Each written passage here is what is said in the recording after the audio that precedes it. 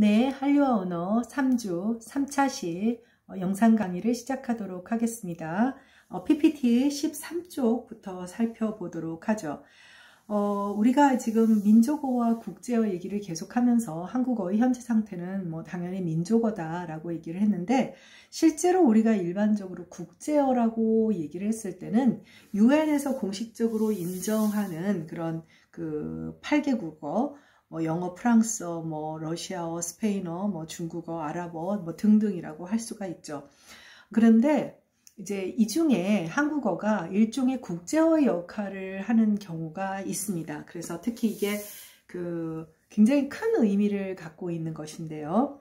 빨간색 글씨로 된 13쪽에 빨간색 글씨로 된 부분을 보면 한국어가 유엔 산하 여러 기구가 있죠. 대표적으로 여러분들이 잘 알고 있는 유네스코라든지, 거기에 그 세계 지적재산권 기구라고 해서 WIPO라고 불리는 그런 그 유엔 산하 기구가 있습니다. 그래서 지적재산권의 공식 언어로 채택이 되어 있어요.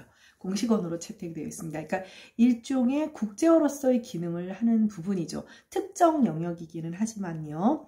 그래서 2007년에 스위스 제네바에서 43차 총회 본회의가 있었는데, 183개국 회원들의 만장일치로 한국어를 이제 포르투갈어와 함께 국제공개어, 그러니까 국제어는 아니고 국제공개어로 공식 채택을 하게 됩니다. 사실 이제 다음 페이지를 보면, 이렇게 된 데는 배경이 있습니다. 그러니까 14쪽 먼저 잠깐 보면, 우리나라가 2006년 한국인이 낸 국제 출원 건수가 5,935건으로 미국과 일본, 독일 다음 4위에 해당하는 국제 출원을 낸 거예요. 어마어마한 지적재산권의 역량을 발휘를 하게 된 거죠.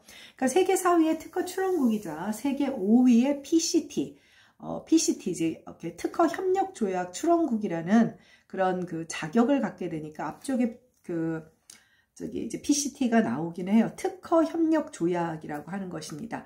특허 협력 조약이 13쪽에도 나오는데, 그 PCT 출원국의 자격을 갖게 되니까 지식재산권 분야에서의 한국어의 위상은 굉장히 높은 거죠. 그냥 이거 무시를 할 수가 없게 되니까, 이제 그 다음해인 2007년 다시 13쪽으로 돌아오겠습니다. 183개국의 회원국이 만장일치로 한국어를 국제 공개어로 이제 인정을 하게 되는 거죠. 국제어로서의 일종의 기능을 하게 되는 것이고, 특정한 분야에 국한되는 것이긴 하지만 여러분도 알다시피 이제 특허와 관련되는 부분은 경제력이라든지 어떤 그런 문화 장악 능력에서 굉장히 중요한 그런 분야잖아요. 그렇기 때문에 큰 의미를 갖는다고 할 수가 있습니다. 그래서 다음 단락 보면 13쪽입니다. 국제특허협력조약 PCT에 따른 국제공개어는 원래 8개예요. 그러니까 영어, 프랑스어, 독일어, 일본어, 러시아어, 스페인어, 중국어, 아랍어인데, 여기서 독일어와 일본어를 제외한 6개 언어가 유엔 공용어고요. 유엔 공용어고, 독일어와 일본어는 왜 유엔 공용어에서 빠졌을까요? 전범국이기 때문이죠. 전범국이에요. 네. 독일이야 맨날 무릎 꿇고 사죄하니까 우리가 얘기할 바가 아니지만, 일본은 자기들이 왜 유엔 공용어에서 빠졌는지를 잘 알고 있겠죠. 맨날 피해를 입은 것처럼, 네, 원폭 피해를 입은 건 맞아요. 원폭 피해를 입은 건 맞지만 그들이 전범을 저지르지 않은 거는 아니죠. 네. 가만히 있는데 원자탄이 떨어진 건 아닙니다. 네, 그래서 독일어와 일본어는 유엔 공통어가 아니고요. 자, 그런데 특허협력 조약에는 당연히 독일과 일본어가 들어가 있어요. 근데 이제 산하의 다른 분야에, 전문 분야에 해당하는 거니까. 그래서 여기 국제 공개어에는 독일어, 일본어 포함해서 8개인데, 그야말로 보다시피 영, 불, 독, 그 다음에 일본어, 러시아, 스페인어, 중국어, 아랍어, 이 중에서 영어, 프랑스어, 독일어는 아니지만 예를 들면 스페인어 이런 언어들은 다 국제어죠. 국제어의 지위에 해당하는 언어들과 어깨를 나란히 하게 된 겁니다. 마지막 단락. 국제공개어는 출원된 특허 기술이 어떤 것인지 국제사회에 알릴 때 사용하는 언어로 특허계의 공용어로 해당이 돼요. 그래서 특허를 낸 기관은 중복 투자를 막기 위해 18개월 이내에 특허 내용을 국제공개어로 공개하도록 규정되어 있기 때문에 한국어를 국제공개어로 인정하면 어떻게 돼요? 시간과 비용을 절감하는 아주 좋은 효과를 갖게 되죠. 네, 그래서 우리는 여기서 정말 어떻게 보면 분명한 이제 우리가 일상적인 사용에서는 민족어지만 어떻게 보면 굉장히 중요한 부분에서 국제어로서의 지위를 갖고 있다라는 것을 확인할 수가 있습니다.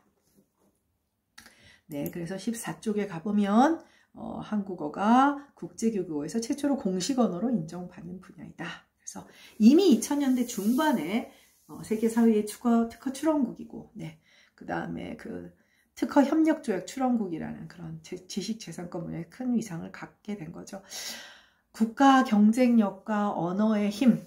근데 우리가 이제 여러분도 알다시피 이제 그야말로 세계 최빈국에서 거의 뭐 인류 역사, 이건 내 말이 아니에요. 국뽕에 찬 국문과 교수가 하는 말이 아니고, 네, 뭐 인류 역사에 없을 만큼 말도 안 되는 그런 어떤 경제 도약을 하게 된 국가죠. 근데 그 이전에는 경제 도약의 이미지만 있었는데 사실 지금은 거기에 덧입혀서 문화의 힘으로 넘어가는. 그래서 마크롱 대통령이 작년에 그랬죠. 이게 방역 문제로 이제 한국이 이제 더욱더 포커스를 받게 되니 문화적으로 한국은 최고의 융성기다. 네. 그들이 한국의 역사를 잘 몰라서 하는데 15세기 세종 때가 그러니까 스페인이나 포르투갈이 대항해 시대를 열 때 스페인의 이사벨라 여왕이 이제 대항해를 콜럼버스를 내보내는 그 시절에 세종대왕은 역시 이사벨라 여왕은 식민지를 차지하기 위해서 천문을 연구했고 우리 세종대왕은 백성들이 좀 더 잘 살고 농사를 잘 짓게 하기 위해서 잘 먹고 잘 살기 위해서 천문을 연구했죠. 비슷한 시기입니다. 15세기예요. 네. 그래서 한국은 사실 15세기에 굉장한 문화 융성기였고 우리가 잘 몰라서 그런데 15세기의 최선진국 중에 하나였어요. 네. 15쪽으로 가도록 하겠습니다. 네, 그래서 이거 앞에서 얘기했던 거를 다시 한번 정리합니다. 한국어의 위상과 국가 경쟁력이라는 측면에서 다시 한번 정리해보면 방금 말했다시피 이제 국제공개어로 채택된 얘기를 했고 국제공개어는 국제사회에 사용되는 이제 10개 언어 중에 하나로 들어가 있고 그야말로 위상이 높다고 할 수가 있죠. 그리고 한국어 사용자의 절대 다수가 한반도의 국한을 거주하고 있는 상황에서 국제공개어로 채택되었다는 사실은 특기할 만한 일이다. 네, 이게 사실 그 한류가 가지고 있는 굉장히 특이한 점도 이것과 같은 맥락이에요. 그러니까 대부분의 문화라고 하는 것은 서구 문화라고 하는 것은 그들은 서로 통해 있어요. 여러분들이 세계사를 필수 과목으로 공부하지 않더라도 대충 알겠지만 유럽은요. 뭐 여러분들 알다시피 뭐 합스부르크 안 가나 뭐 부르봉 안 가나 서로 다 사돈 맺고 뭐 알고 보면 다 뭐 친인척이고 나치들도 알고 보면 오스트리아 뭐 그다음에 독일 다 연결되어 있고 그렇죠. 뭐 알고 보면 비슷비슷한 뭐 혈통적으로도 다 뭐 섞이고 뭐 문화적으로도 마찬가지입니다. 근데 동아시아 문화는 비슷한 듯 하면서 기본 배경은 유교를 바탕으로 하고 있지만 그렇다고 해서 중국과 일본과 한국이 왕족들이 서로 교류를 하고 뭐 이러지 않아요. 굉장히 다르죠. 언어의 계통도 굉장히 달라요. 어느 게 먼저인지 모르겠지만 유럽의 많은 언어들은 유럽의 대부분의 언어는 유럽 제어라고 해서 인도 유럽어죠. 인도의 그 아리아어가 그 유럽어와 뿌리가 같아요. 원래 인도 사람들은 유럽 쪽에서 동진을 했거든요. 그래서 인도 유럽 어족이라고 하는데 기본적으로 유럽 언어들은 계통이 같아. 그래서 뭐 거의 어찌 보면 뭐 이태리 사람들하고 그리스 사람들 서로 듣다 보면 바운 같다 뭐 이런 얘기를 하는데 한국어와 일본어와 중국어는 뿌리가 굉장히 달라요. 다르다 보니 덜 섞인 것인지 네, 뭐 정확하게 알 수는 없다. 어찌되었건 간에 21세기에서 한류라는 측면으로 봤을 때는 어찌 보면 이 경제적인 측면에서도 한반도에서만 거주하는 이 대부분의 민족어죠. 물론 중국어가 있지만 워낙에 인구가 크고 방대하니까 1억도 되지 않는 인구가 사용하는 민족어가 국제 공개어로 채택된 건 정말 특이한데, 그런 7천만 명 정도가 사용하는 그 언어를 배경으로 하는 문화 콘텐츠가 사실은 거의 지금은 세계적인 일종의 유행을 하고 있다는 사실도 대단히 놀라운 것이고, 오히려 한국보다 해외에서 더 흥미로운 어떤 문화사적 의미를 갖고 있는 것으로 파악을 하고 있는 것 같아요. 아마 향후 한 세기 정도 지났을 때 우리가 앞으로 어떻게 될지는 모르나 문화사에서 굉장히 특별한 일로 기록될 수 있지 않을까라는 생각은 듭니다. 또 지금 같은 얘기를 하고 있는 거예요. 네, 이와 같이 한국어는 사용주소와 지역적인 측면에서 그리 높은 비중을 차지하지 못하고 더욱이 궁벽진 곳에 있어요. 네, 세계사의 중심도 아니죠. 국제어로서 상당히 높은 이상을 구가하고 있고, 이는 우리나라의 경제문화적 발전에 힘입어 더욱 가속화될 수도 있죠. 근데 정치가 잘못 굴러가고 나라가 엉망이 되고 또 김정은이 정신 못 차려서 우리나라에 미사일 쏘아버리면 사실 이제 다시 재기하지 못하지 않을까, 그런 생각도 듭니다. 자, 여기서 사실은 우리 앞에서 류의 개념을 하면서 인류라는 걸 얘기를 했고, 최초의 빌보드에서 1위를 한 그 아시아계 가수, 외국인 가수가 BTS가 아니 일본인 가수가 있었어요. 60년대. 그래서 그 일본 문화에 한동안 일본이 이제 2차 세계대전 이후 경제력이 이제 세계 3위까지 올라가게 되니까 굉장히 많은 일본 문화가 관심을 갖게 됐어요. 대중문화도 관심을 받았죠. 그런데 일본과 우리의 경우를 똑같이 보면 안 되는 것이, 방금 우리가 유엔 공통어에 일본어와 한국어가 독일어가 들어갈 수 없다고 했습니다. 어마어마한 경제 규모를 갖고 있음에도 불구하고 전범국이었다는 사실이죠. 그래서 이 일본어와 한국어의 위상이라든지 인류와 한류의 비교는 이런 측면에서 다르지 않나. 한국 문화는 지배 문화였던 적이 없었다는 점이에요. 네. 그리고 누굴 침략한 적도 없고, 네, 그래서 그런 일본과의 차별점을 우리도 기억을 할 필요가 있다. 간혹 보면 굳이 국뽕에 차서 좀 과도하게 그러는 것은 문제지만, 항상 뭔가 딴지 거듯이 일본이 더 낫다 어쩌고 그렇다고 해서 선생님이 일본 문화를 무시하는 그런 건 아니죠. 전혀 그런 것은 아닌데, 가끔은 그런 평론가들을 볼 때는 어떻게 보면 그 자국의 문화에 대한 객관적 평가도 필요하지 않나. 국뽕에 차는 것도 더더욱 경계해야 되지만, 네, 16쪽으로 가겠습니다. 여기는 이제 특별히 최근에 외국어 과목으로 한국어를 채택하면서 아주 큰 의미를 갖고 있는 몇몇 국가들을 소개하는, 특히 프랑스예요.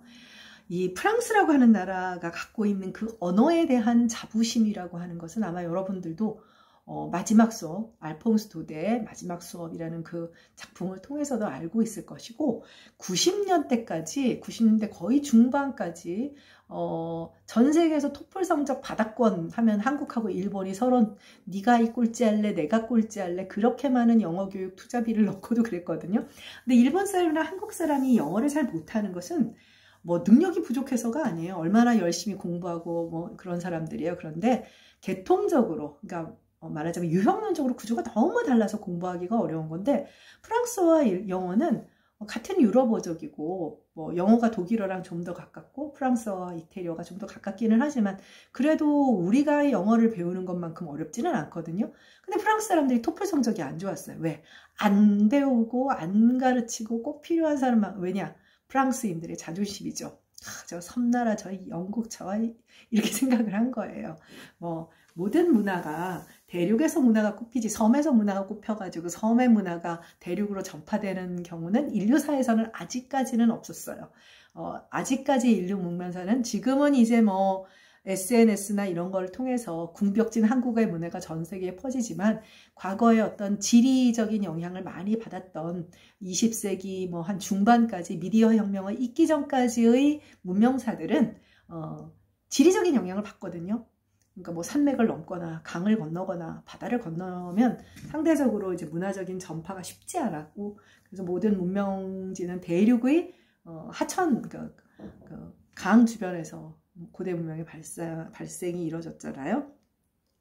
그래서 프랑스는 그래서 자존심이 대단했습니다. 그래서 언어에 대한 순수주의, 퓨어리스트라고 해서 프랑스어의 외국어의 영향이 이제 말하자면 그런 것을 컨테미네이션, 어떤 외국어가 차용되고 이런 것들을 borrowing, 언어 차용의 의미, 그러니까 랭귀지 컨택트 두 개의 언어가 만나면서 외국어가 차용되고 이런 측면으로 보지 않고 오염된다라고 생각을 해요. 그래서 자국어 프랑스의 고귀한 프랑스, 아름다운 프랑스어를 아주 깨끗하게 지키는 것에 대해서 되게 예민하게 반응을 하고 세계 최고의 언어라고 스스로도 생각하고, 그래서 영어나 뭐 이런 어떤 그런 것들, 그리고 영미 문화에서 들어오는, 특히 미국 문화에서 들어오는 대중문화를 되게 저질스러운 것으로 좀 본 경향이 없지 않아 있죠.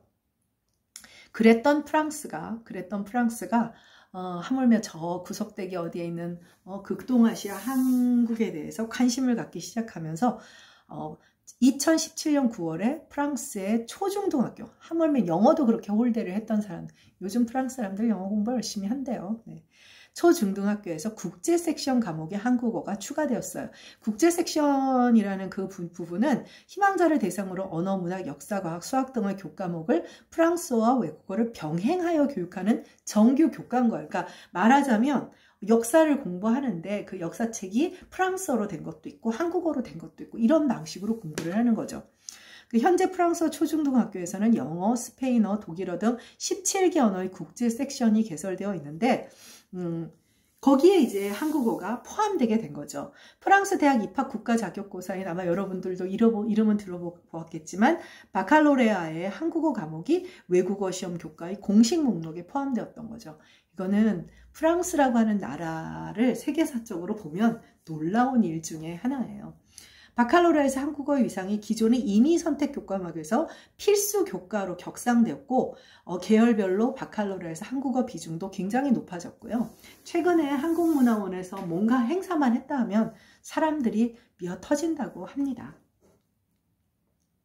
네, 그 다음에 터키는 여러분들이 터키 여행을 해보면 알겠지만 한국어 하는 사람도 많고요.